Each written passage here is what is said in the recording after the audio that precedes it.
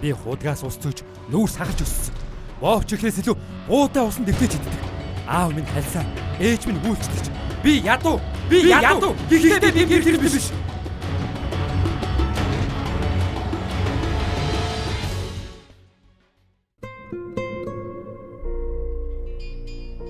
Монголын нийгэмд баян хоосны ялгаа тэнгэр газар шиг л зааглagджээ. Нэг хэсэг нь хідэн тэр бумын хөрөнгөөр бийсэн үлгэдэж, үрсэн зугаацуулж байхад нөгөө хэсэг нь хэрчим далахны төлөө чадлаараа зүтгэн. Тэнгэр газар шиг энэ тэнцвэргүй амьдрал хин хинт нь үл ойлгогдох.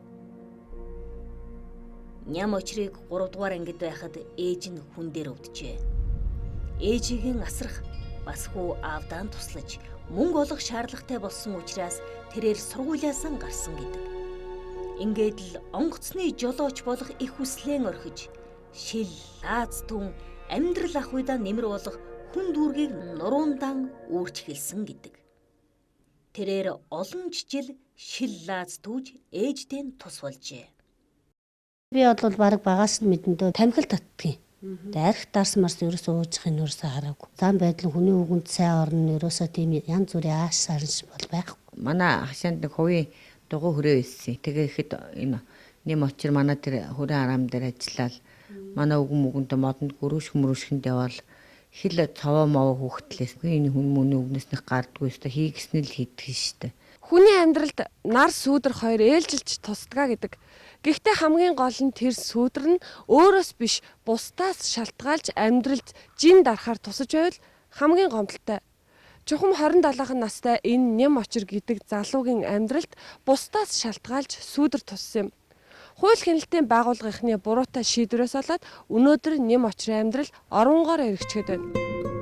Өдөржин модны зах дээр бусдын ачааг зөөж ядарсан ням очир дөнгөж гэртийн ирээд байлаа. Гэтэл байрных нь найзууд твэг тоглоё гэж дуудсан байна.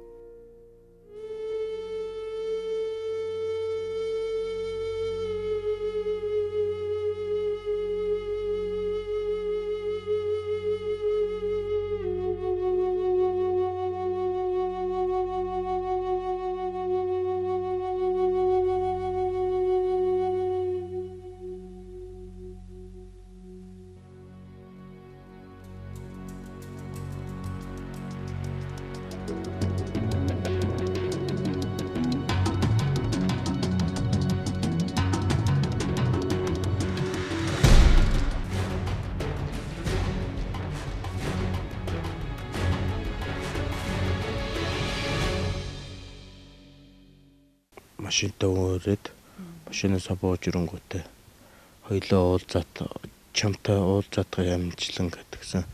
Тэгээд юуны тэнд очингуудаа чи аваа хулгаач хүн алдаг нөхөрлөө гэдэг. Тэгээд нэг цэцэрлэгийн одоо яг энэ уртлын цэцэрлэгийн арталт намайг зодсон. Тэгээд намайг хорш. Тэгээ хайгаад олдохгүй цагдаагаас асуугаад байхгүй ирээгүй гэдээсэн. Гэрийнхэн гадаа твэг өшгөлж байсан хүн гинт алга болоход их хүн юу эсийг бодох вүлээ дээ. Аврал хайж цагдаагийн байгууллагатай л хандсан байна. Гэсэн ч тэнд хүн байсангүй. Харин маргааш нь орон нутгийнхаа цагдаагийн хэсэгт очиход хүүг нь гэмт хэрэгт сэжгэлж байгаа учраас Улаанбаатар руу авч явахаар болсон тухайгаан цагдаагийнхан мэдэгдсэн байна. Ирүүлэдэд хүн авч иргэсэн байна. Энэ хүүхэд бол ирүүлэдийн дараа ажиллаж байгаа. Оюутан хүүхэд байна гэж. Та ер нь тэр ирүүлэд гэдэгт нь ярьж өөрөө та бичилж ярьж болсон дээр ахаа гэж чиглүүлж өгсөн. Тэрнийхэн дагуу би тэр ирүүлэдтэй ярьсан чи ихтэй танаа хүүхэд ямар ч хэрэг гим хийгээгүй бол буцаагаад явуулна шүү дээ. Бид нар шалгаад буцаана гэд. Зөвхөн шалгах гэж байгаа ихтэй тэрнээс танаа хүүхдийг хэрэгтэн болцсон, танаа хүүхэд хэрэг хийцэн гэж хэлээгүй шүү дээ гэж хэлсэн. Тэгэхээр нэрээ шалгал хэрэг хийгээгүй юм чинь шалгал явуулах юм байх гэсэн чинь тэр чигээр нь хорц.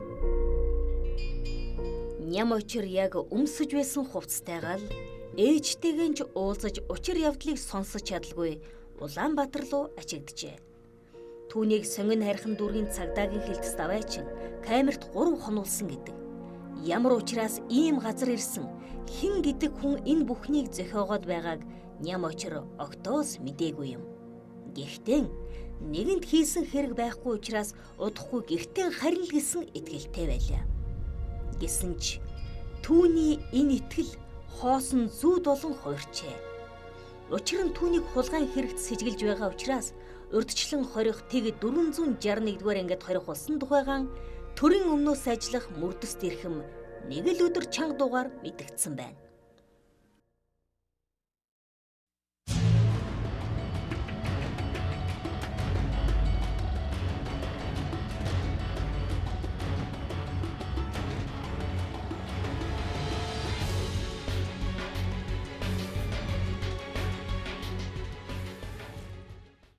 Тэр хүн тэгээд яг юу гэж хэлээд ах юм урд чинь ямар хэрэг тулгаад ах юм? Хулгай хэрэг хийсэн, амны хэрэг хийсэн тэгээд эхлээ хулгай дээр эндээс авч явангуудаа нэг мэдсэн чинь мөрдөнд орчоод нэг мэдсэн чинь ам болгочихсон байсан. Тэ. Тэгээд амийг хүлээгээд би хүлээхгүй гэдгсэн. Нэг зооч нүдсэн тэр шүүх хэмлэгийн ард хашаанд оруулж аваад төр үчгээр авч яваад шүүх хэмлэгийн ард хашаанд оруулж аваад цоцсон. Чамсгууд залбин новшнууд бол алдсан ч багт нь таануусаа гүгээд тэр хүн байхгүй. Амин нэхэд ирсэн ч надын дээр гараа зогсох хулгайч байхгүй. Хүүн баригдаад явснаас хойш 10 гаруй хоног өнгөрчээ. Энэ хугацаанд ээж нь жухам хинд хандаж хүүгээ хинээс сургалхаан мэдэхгүй байлаа. Тэгээд ч элэгний өвчнөн сидэрч тэнхээнд хүрэхгүй байсан учраас хий димэл найдвартай хэд хоногийг өнгөрүүлжээ.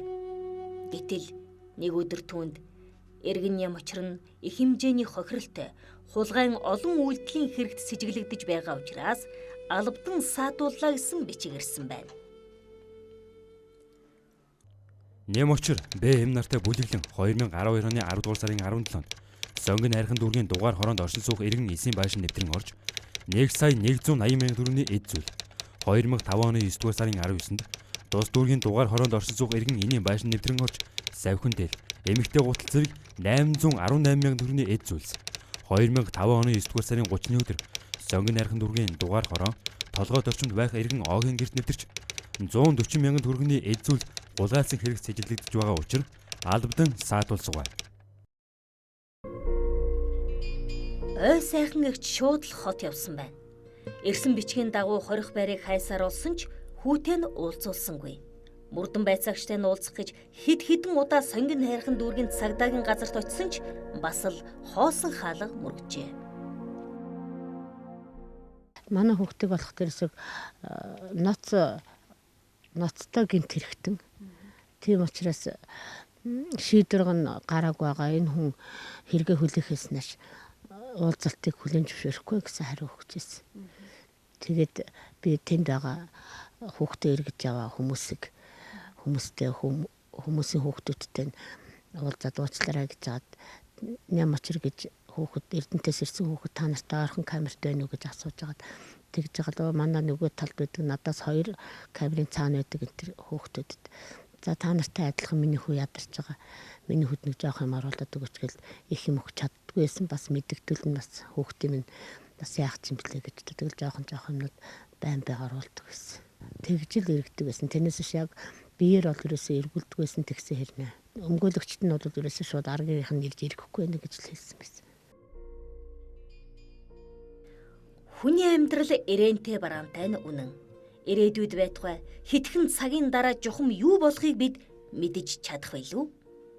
Гэсэн ч аль хэдийнэ сэжигтэн нэр зүүж төмөр торны цаана орсон хүүг нь аврах ганц л гарц байгааг энэ нэмэгтэй зөнгөөрөө мэдэж байлаа.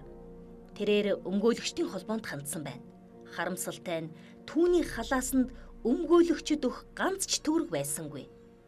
Гэхдээ үннээр явбал бурхан хардгийн үлгэрээр ой сайхан эгчид мөнхтөр гэдэг өмгөөлөгч туслахыг зөвшөөрчээ. Харин энэ хугацаанд ням очир хийгээгүй хэргийнхээ төлөө торны цаана хүйтэн шалан дээр дарчилж байсан юм. Шоронд ямар ч байсан жаргалтай л байхгүй. Тэгэл хажууд нь бас янз янзын тэр төлөөлөгч нь жирийг даачих маачих гэл. Мөрдөнгийн төлөөлөгч нь тэгэл бас тэр ир болоод бас намайг бас хэрэг даа мөнгө юм уу гэ. Чин амны хэрэг даачч идэртэй тэрнгүү өнгөрцөөлгаач. За ард үлдэж байгаа хүмүүстэй чи юу чамаг бол 10-аас доош жил өгнө гэж байхгүй гэдэгс. Тэгэл шүүхрэл болсон би 14 жилийн онцгой дэглэмтэй орхон ингээд ялсан. Мөрдөн байцаагчийн үүрэг бол гэмт хэргийн үнэн мөннийг мөрдөн шалгаж тогтоох. Гэтэл ням очрын хэрэг дээр ажиллаж байсан төлөөлөгчд хэргийн үнэн мөннийг тогтоох нь огт чухал биш. Харин нэгэнт үлдэгдсэн хэргийг хүнд ч хамаагүй тохож ажлын биелэлтийн тогоон ахиулан цол нэмхэл чухал байжээ. Энэ залуу гэмт хэрэг хийсэн гэж хэлсэн юм да. Тэгвэл барьж аваад хорчооч дээ. Хүн хэлсний төлөө хорж яаж болох вэ? Хэрвээ худлаа хэлсэн бол яах вэ? Хамгийн гол нь баримтлах хэрэгтэй. Тэрээр ням очрыг хулгайн хэрэгт холбогдуулан шалгасан нь зүгээр л бусдын хэлсэн худал үгнээс улбаатай байлаа. Тухайн үед дээрх хулгайн хэрэгүүдийг үйлдсэн байж болзошгүй гэж ням очроос гадна хоёр ч залуу сэжиглэн байцааж байсан нь хавтас тэргийн материал тэмдэглэгдэн үлджээ. Жухам тэр хоёр залуугийн нэг нь ням очиртай хамтран дээрх хулгайн хэрэгүүдийг үйлдсэн гэж мэдүүлсэн нь тэвэг тоглоод гэрээхэн гадаа байсан энэ залуу торны цаан суулгах ганц үндэс суулсан байна. Уг нь тэр байцаагч бусдын хэлснийг шалган үнэн эсхийн тогтоосны дараа ням очрыг сэжиглэж саатуулах ёстой байтал тэгээгүй байна. Сүүлд нь би таарад ямар учраас ингэж намайг хийгөөрөдөг гэдгсэн байцаагч ингэж заавалчгүй чамайг хэлэхгүй бол намайг ална ядна ингэж занал хийлээд байсан. Бас тэ чам чинийг хэлэхгүй бол дараачих нь хэрэг тохиогдох нь чи шүү гэж хэлсэн.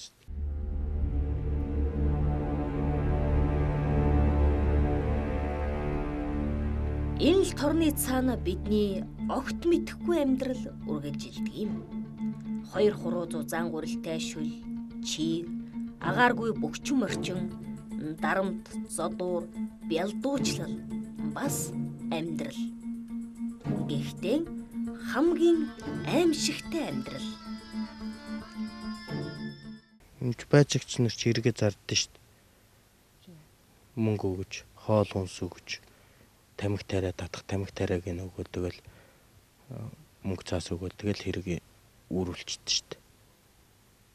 Чамд намайг л авдаг би тийм л ойлголтойгоо яагаад гэвэл намайг хоол авч өгöd хуушуур авч өгвөл тамхи тариа авч өгөнгөтэй за чи энэ дээр гар өшг зурчих гээд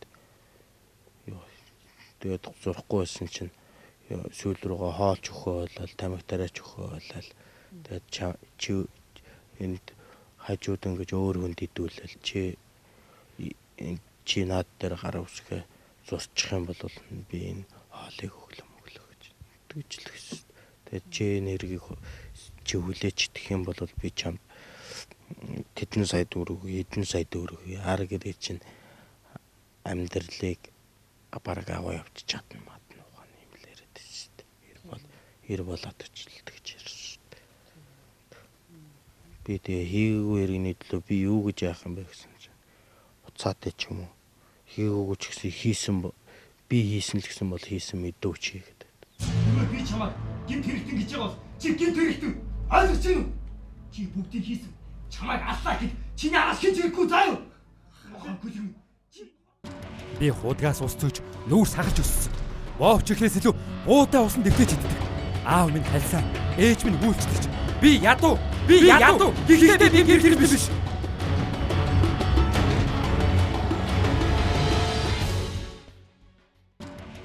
Хүүгэн хэл сэргээр хоригдсноос хойш ой сайхан ихч нэг чин 50 унтаагүй гэдэг. Өвлийн хүйт нь бас хүү тэнхээ хөрхгүй байсан учраас хүүгийнхэн араас олигтой хөөцөлдөж чадсангүй хаврын сартай золгосон байна. Харин энэ хугацаанд түүний уулзсан өмгөөлөгч мөнхтөр хүүгийнх нь хэрэг дээр идэвхтэй ажиллаж ямар аргаар хүүгийн тэр зохиомл хэрэгээс суллаж явах боломжтой талаар түүнд ойлгуулсан гэдэг.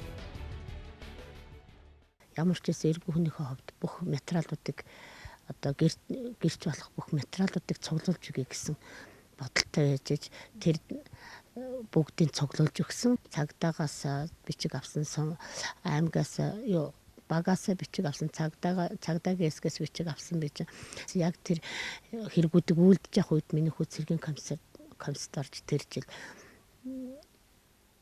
цэргийн комиссар орсон байсан тэр тулдаа яг энэ хэрэг тэргээр голцлон би цагаатсан болов гэж дотроо бодож байгаа.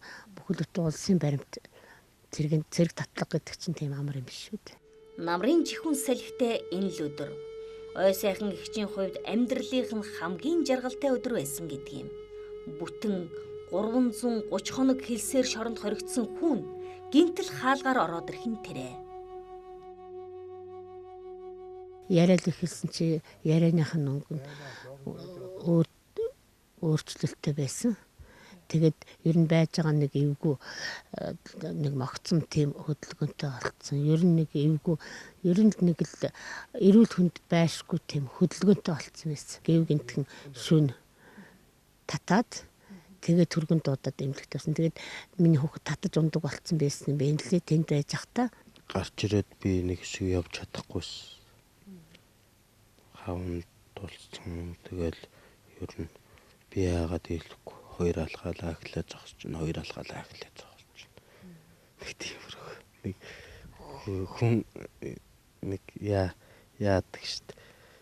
Нэг бүр нуруунд дээр мангар хүнд ачаацсан.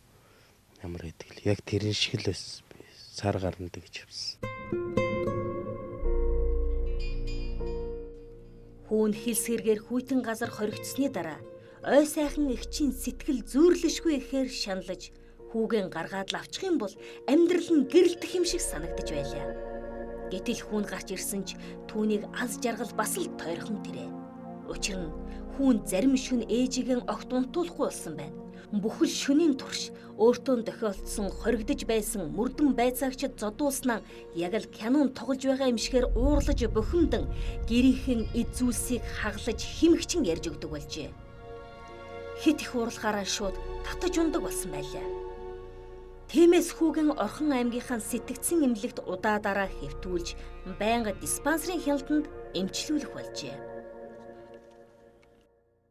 Ихтэй хяналтанд байдаг гэж манайд хэлчихгээ. Норго болчихлоо гэж. Хяналтын хэмжээ биш лабораторийн. Сэтгцэн эрүүл мэндийн үндэсний төв эмгэг сэтгэл судлалын шинжилгээний дүгнэлт. Даштава ухта нэм очир 27 настай механик ой тогтоолт болон утгын ой тогтоолт буурсан. Бодит сэтгхүй давмгайлсан Фибичевский синдром буюу айдсын хам шинж онштой. Одоо жоохон ууртай юм уу, уцаартай юм уу тийм л болчихно. Цаваа сэргэлэн байх юм багсан тийм сонирн болол би хаана янз нэг ууртай уцаартай тэгэл нэг юм орон гарна ч юм уу хаашаа. Шоронгоос суллагдсныхаа дараа ням очир хэсэг хугацаанд эмчлүүлж байгаад ажил хийхээр шийдсэн байна. Өвчин нь үе үеийг илэрхээс биш байнга мэддэхгүй учраас хүүгэн ажил хийж болно гэж ээж нь үзсэн байна. Ингээд ням очрыг хот руу явуулж утас цасдаг сургалтанд явуулаад ажил хийлгсэн гэдэг. Гэтэл хотод ирээд хүүн гай болж нөгөө мөрдөн байцаагчтайгаа гудамжинд дайралтсан байна. Дахиж барьж авч наваг чамайг тэр үед байцааж явахад би дэслэг цолтой байсан. Одоо би ахлах дэслэг цолтой шүү. Чүм бас аваа шоронд орохгүй гараад идвэл одоо чи чамд би жинхэнэ хэрэг тохиод явуулна. Чаа гарч ирэх харна гэж санал хийж наваг хэрэг үлээ гэж чингэлтэй дүүрэгт оруулж зодсон хэрүүгийн тасагт. Сонгон дээр дэслэгч байсан. Одоо би чингэлтэй дээр ахлах дэслэгч болцсон байгаа ёстой. Би цол нэмэгдэг баатар шүү. Таамуусаа нар яач надтай заргалдаад юу ч олж долоохгүй. Чамд бөөс өгж болно шүү. Ясаа ч цайтар суулгал гэсэн. Дахиад занал хийлгүүл бүрөглөх бодлого байсан. Үнэхээр ням очир аргаан барж айхтаал Монгол улсын хүний эрхийн үндэсний комиссд ханджээ. Амьдралд итгэлэн алдаж, бусдад зүрхэн зүсүүлээд байсан ням очрыг харин тус байгууллагын ажилчид санаанд оромгүйгээр найштайгаар хүлээж авсан гэдэг. Үргэлжил бусдад чичлүүлж, сэрдүүлж байсан ням очирт хүний эрхийн үндэсний комиссийнхны хандлага, хэлж ярих бүхэн огт өөр байснаар барахгүй дахин амьдрал бэлэглэх шиг болжээ. Тийм учраас ээжтэйг нь зөвлөж байгаад хүний эрхийн үндэсний комиссар төлөөлөн нэхэмжлэл хийл гэж хэлсээр хоригдсон өдрүүдийн хохирлыг нэхэмжлэхээр шийдсэн байна. Ингээд бүхэл шатны шүүхэд ням очрын төлөөлөн нэхэмжлэгчээр оролцож, хохирлыг барагдуулахын тулд хүний эрхийн үндэсний комиссийнхан уйггүй ажиллаж эхэлсэн гэдэг. Тэд бүхэл үндэслэлийг хуулийн дагуу шүүхэд тавьж, ням очрын хэлсээр хоригдсон болон энэ хугацаанд сэтгцэн өвчтөй болсон зэрэг олон хохирлыг тооцож нийт 57 сая 613,680 төгрөгийг нэхэмжилсэн ч шүүхээс ням очрын хохирол 40 сая төгрөг олгох шийдвэр гаргасан байна.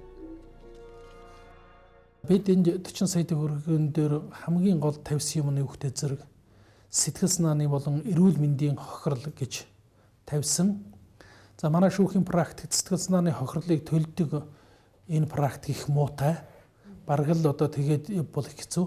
Тийм учраас давхар эрүүл мэндийн хохирол гэдэг энэ шалтгааныг тавьж энэ дагуу бол одоо 40 сая төгрөг хэвээр олгоход болж байгаа.